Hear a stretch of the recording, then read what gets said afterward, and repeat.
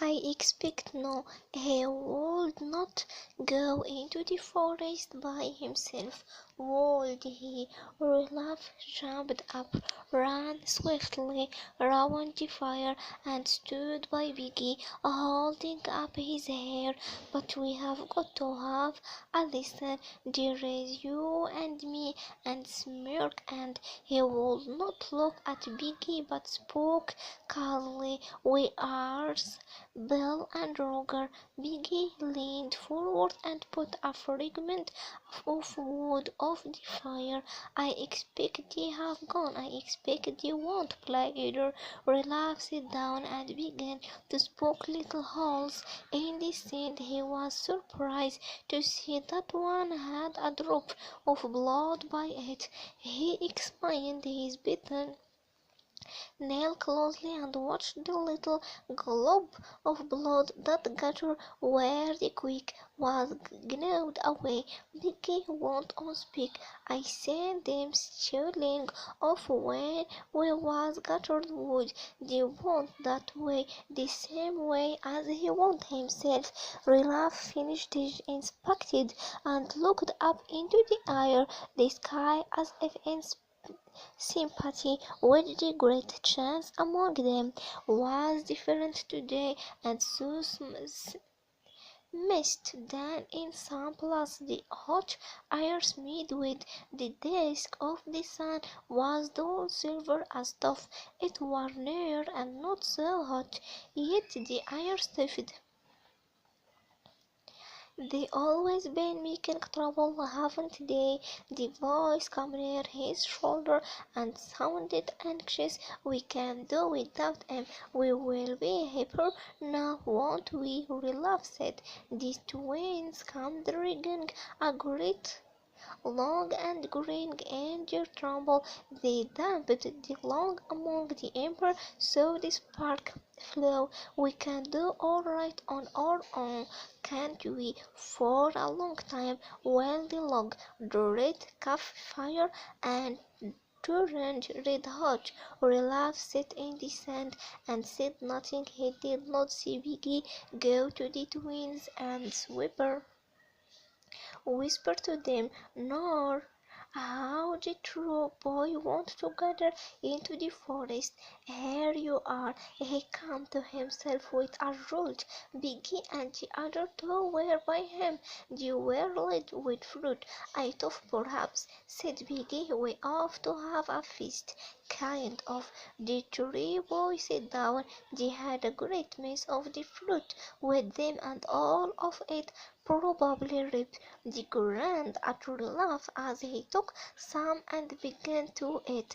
Thanks, he said, then with an accent of pleased surprise. Thanks, though all right. On our own, said Vicky. It's them that haven't no common sense that make trouble on this island. We will make a little hot fire. Relaf remember what had been worrying him. Where is Simon? I don't know. You don't think he is climbed the mountain? Biggie broke into noisy laughter and took more fruit. He might be. He gloved his mouthful. He is correct. Simon had passed through the area of fruit tree, but today the little miss had been too busy with the fire on the beach, and he had not pressed him there. He went, and among the crisp until he reached the great mat that was woven by the open space and crawled inside. Beyond the screen of leaves the sunlight pelted down, and the butterfly danced in the middle there, and danced. He knelt down, and the aureole of the sun fell on him. That other time the air had smelled of vibration with heat, but now it troubled so. The sweat was running from his long coarse hair. He shaved resolutely, but there was no avoiding the sun. Personality, he was thirsty, and then very thirsty he continued to sit Far off along the beach, Jack was standing before a small group of boys. He was looking brilliantly happy, and he said he sized them up. Each of them wore the remains of a black cap, and a gaze ago they had stood into the row, and their voice had been the song of Engel. Well, Hunt, I am going to be chef. Dan nodded, and the chorus spaced easily. And then about the best. The move looked at the forest. I said, yes, we aren't going to bother about the best. He nodded at them. We are going to forget the best. There is right. Yes, forget the best. If Jack was astonished by their favor, he did not show it. And another thing, we shan't dream so much down there. This is near the end of the island, the aggrieved possibility out of the deep of their tormented private lives. Now listen, we might go later to the Castle Rock, but now I am going to the gate, more of the beacon away from the conch and all that. We will kill a pig and give a feast. He passed and went, and more slowly, and about the best when we kill, we will leave some of the kill for it. Then it won't bother. Maybe he stood up abruptly. We will go into the forest now, and he turned and trotted away, and after a moment they followed him obediently. They spread out nervously into the forest. Almost at once Jack found the dank and scattered roots that told of big and sound the track was fresh.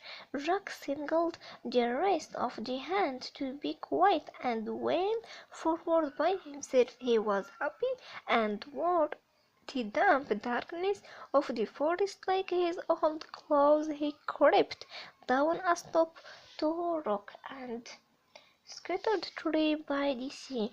The big lie, bloated big of feet, sincerely enjoyed the shadow under the tree. There was no wind, and they were inspiration, and practice had made Jack silence at the shadow. He stood away again and instruction his hidden hunter. Presently they all began to inch forward, switching in the silence, and hid under the tree. An rifle but idly a little upper from the rest, sank in deep mature place, like the large sail of the lot. There was black and pink, and the great bladder of the belly was fringed with a row of beagles that sleep or burrow and squatted. 15 years from the drove, Jack stooped, and his arm silently pointed at the sail. He looked round in inquired to make sure that everyone understood, and the other boy nodded at him. The arm of right arm slid back. Now the drove of Beck started up, and a rung of only 10 years, the wooden spire with 500-point flow toward the chosen big, all bigly with a tempted shrink, reached into the sea, trailing Roger spire behind it. The sail gave a gasping squeal and staggered up, with two spires staggered in her fat flank. The boy shouted and rushed forward. The beagle skirted, and the sail braced the advance lion and went crashing away through the forest after her. They raced along the big track, but the forest was too dark and tangled so that Jack couldn't stupid then and cast among the trees. Then he said nothing for a time, but breathed fiercely, so that they were awed by him and looked each other in using admiration. Personally, he stooped down at the ground with his finger there. Before the other cold examination, the drop of blood Jack had swept off, judging a track touching a puff that gave. So he followed masterly night and assuredly, and the hunter trowed behind him. He stooped before a cover, and there they surrounded the cover, put the saw, got away with the sting of another spear in her flank, literally put 100 hair, and he sharp close cut point where a torment she blended into a tree forcing a spear still deeper, and after that any of the hunter could follow her easily by the drop of vivid blood.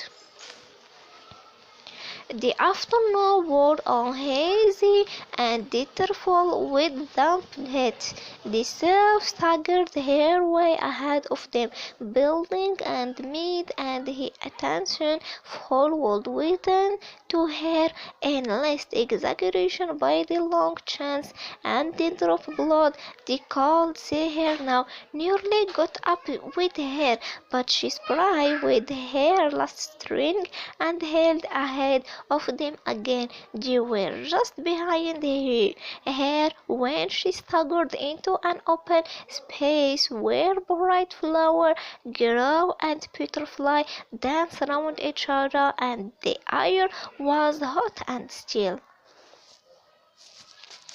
Hair struck down by the head, the saw fell, and the hunter held her to himself and her. This dreadful repetition from an uncanny world made her friends